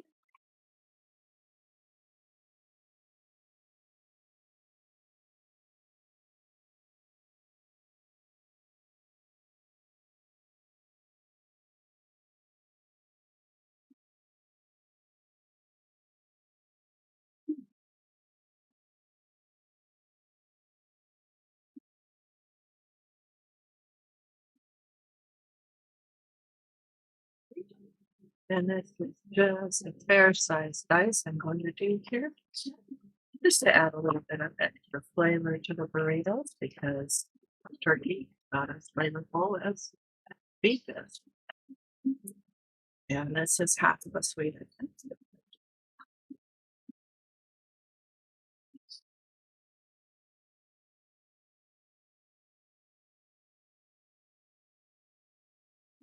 Yes, I'm being very careful of where power cord is, so I don't cut the power cord. Moving the rest of the onion, so we can start it.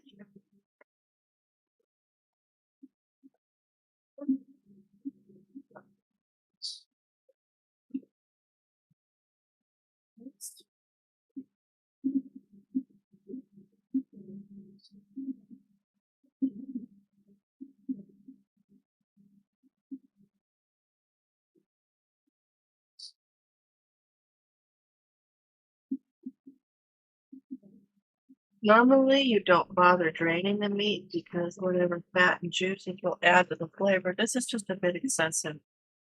Let's see if I can just take some out of the can. so I don't have to bother Andrew. He's busy at the moment. So,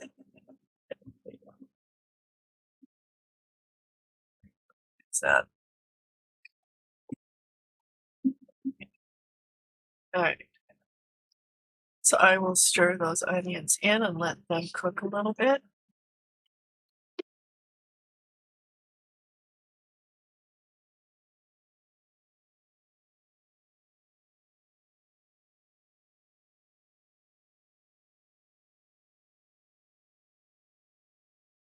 And the onions will start to cook here. When I add the beans to it, it will do a little bit more.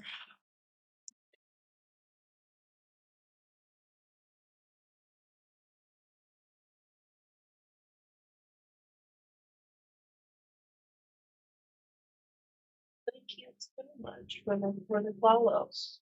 And thank you for the work if that is what you are indeed doing. I hope you're having a good weekend. We are certainly having a hot one here. I'm going to see if it actually mutes if I hit or mute button.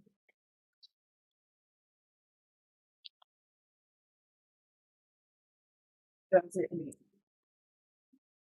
Check it out. Secondary light is running. Oh, Hedgepigs. No, it doesn't mute. I don't know how he does it. I'm going to have to wait for him to come back. As I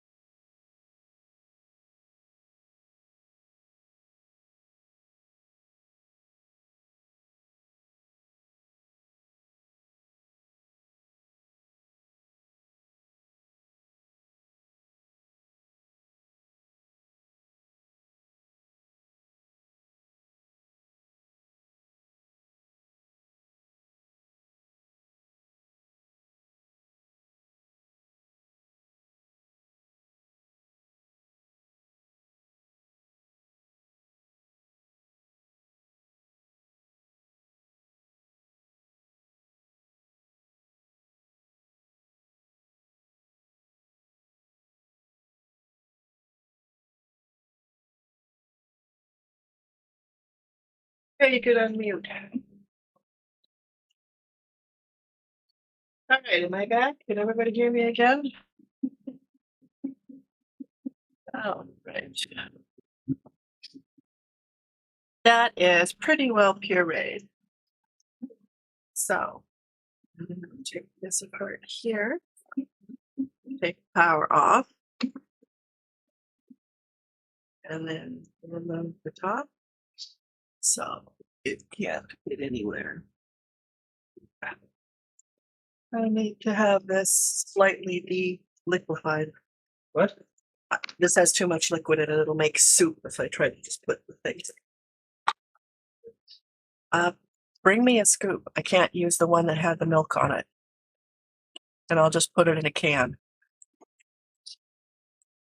As you can see, this is quite a bit of liquid here from this turkey. It's not a product I've used before. The fresh ground turkey tends to have less liquid in it. This was frozen, so it had ice crystals and water and such in it.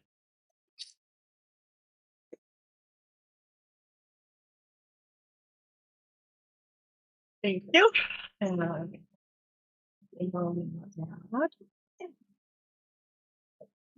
this to the bean juice in a can. Get some of the excess fluid out. And it's just cooking juices and water, but it's more than what you want to put in here. I got hydrated. Okay. Have a good night, Geek Boy. Thank you for coming. I appreciate it. Have a good weekend. Keep hydrated. Very hot. All right. So I've got a lot of liquids out of there. About a cup. And I will make them plug back in my hot plate. And then I will add the pureed beans to this.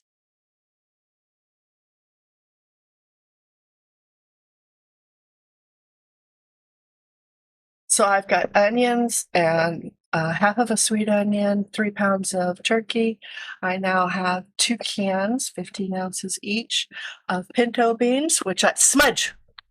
Sorry, which I have pureed because refried beans have broken them.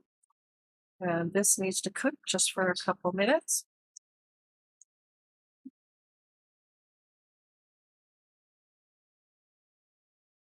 And then I will be able to assemble burritos. Like I said, not a traditional recipe, but it's a very tasty one. You can actually make an enchilada sauce and put the enchilada sauce over the outside of the burritos if you like your burritos, as they call them, wet. That just means that you put a sauce over the outside. I do like mine wet too, so it's one of those things. I like sauces. I just do. And I'm gonna bring this up to heat. Simmer some of the liquid out.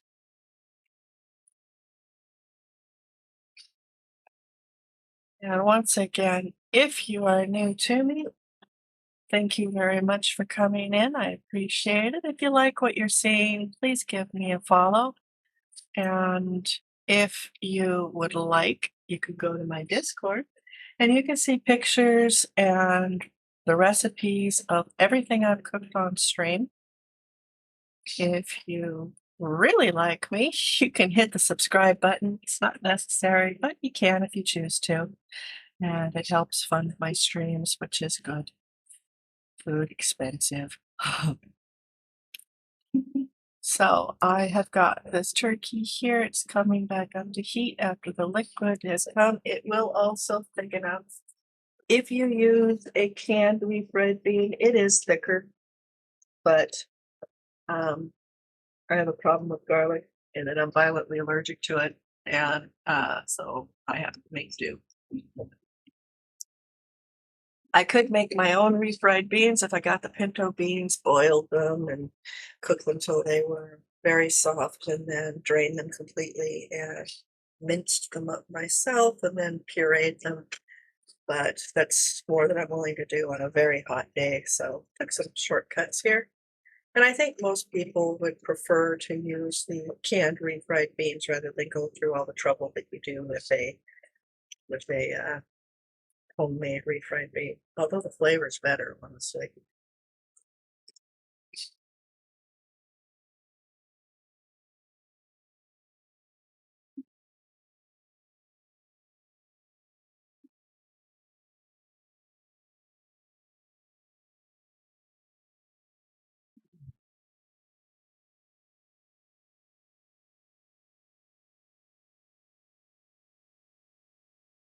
What is my favorite meal to cook?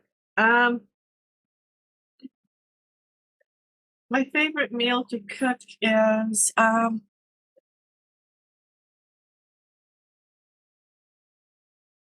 like making my pasta carbonara with seafood.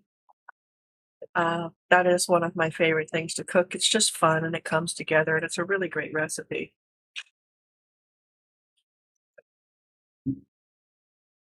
I have a cookbook that's going to be printed shortly and I've got about 400 recipes in it. So it's kind of hard to pick a favorite. It kind of depends on my mood. I love making soups. Soups are fun to make. For comfort food, I really like making either Mexican food like burritos or tacos, enchiladas, because they were rare in my family to make those for most of the time I was growing up. And who doesn't like lasagna? That's fun to make too. So I have several favorites.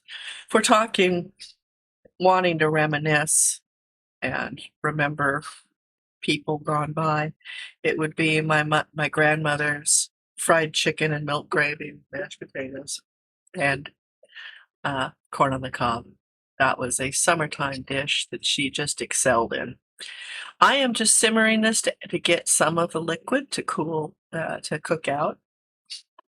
And I probably will let it go a little bit sloppy because this is going to have a lot of cheese in it and that will thicken it up. And there's nothing wrong with liquid near burritos.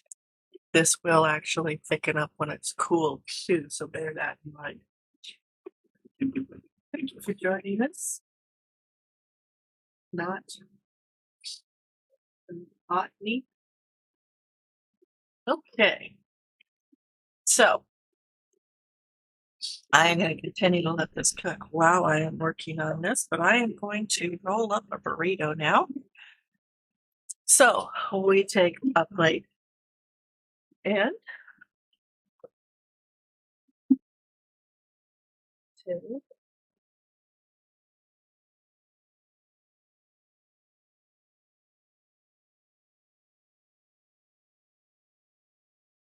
and these are just plain flour tortillas.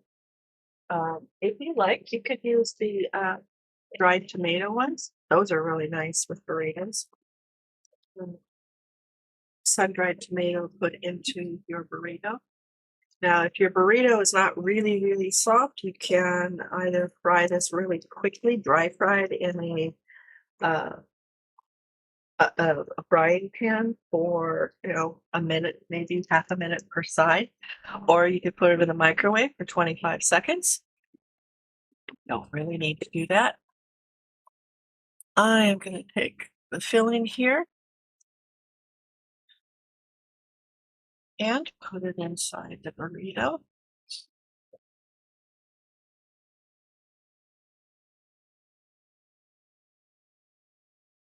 That's still a bit liquidy, but that's fine. And I am going to take cheese and ignore my dog who's telling me he's starving, has never been fed before in his life. I am such a bad owner. I am going to take these and put it down the middle here quite profusely. We like a lot of cheese in our burritos.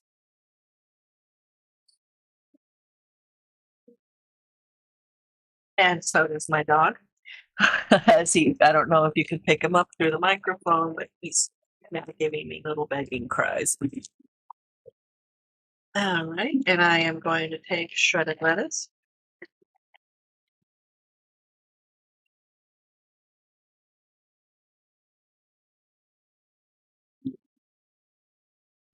Run a pile of that down the center.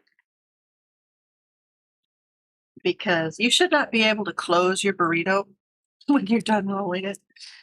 Or at least that's the way it always was with mine. And I am going to move the plate off to the side a little bit and get out a Roma tomato, or what's called a plum tomato. And they are always right. They are absolutely lovely, meaty tomatoes. And it makes an excellent addition to salads and sandwiches because it doesn't have a whole lot of juice running over everywhere. And if you like, at this point, you could add a salsa, just hot sauce to it. We kind of go a little mild in the family. So I am going to take some tomatoes and pile that in there too. These are very large burritos, I should say. And then I am going to take some sour cream. And this is the good stuff, full fat. You can use fat-free if you want. If you are vegan, you can use vegan cheese. You can use, or vegetarian, you can use tofu products. You can use beans in the burritos instead of meat. And you can have trouble getting through the lid like I am. And you can get vegan products like vegan sour cream, vegan cheese, and add that in instead. I mention this because some of my viewers are vegan. And whip it up a little bit so that it's not all coming out in a hard chunk. If you wanted to freeze these for later, leave out the tomatoes and the lettuce. Put those on top after you microwave them. You can then roll the burrito up and you can freeze the burrito as it is. It takes 4 minutes in the microwave on high. And at that point, you have yourself a lovely burrito. As I mentioned, these bad boys are fat. I usually end up folding them up over the top of each other.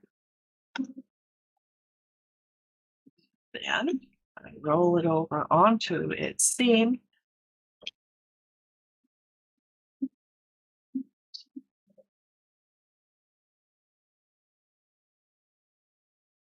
That is your finished burrito. You can finish it with some sour cream on top or some salsa. I'm going to cut it in half so that its insides can be seen.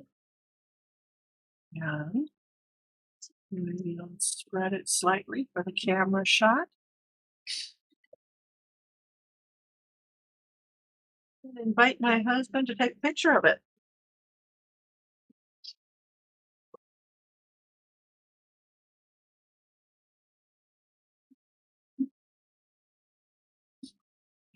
Turning the sheet off underneath the burritos because they're done. Go.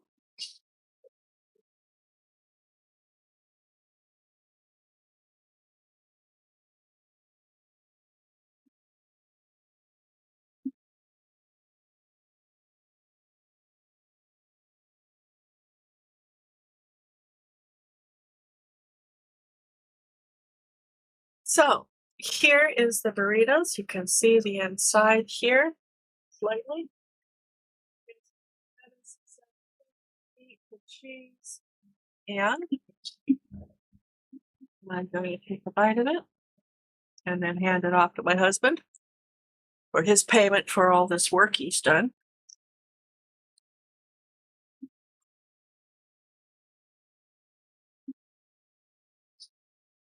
So we've got a little bit of everything.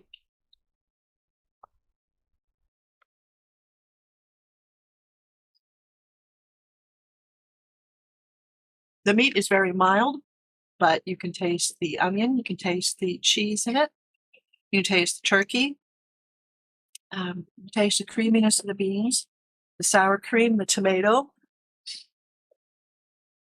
That's a lovely burrito. The way my family makes it, it's a lovely burrito. Anyway, I want to thank you all for coming tonight, for watching my stream. Once again, you can find me on YouTube at cookingwithhedgepigs.com, where all of my past videos are. You can find me here, and we are going to be rating Curiosity, who is a lovely woman, and she is a variety streamer of games. And I am so glad you all have come, and I'm so glad if you would follow her to that stream. It's great. Thank you all for coming.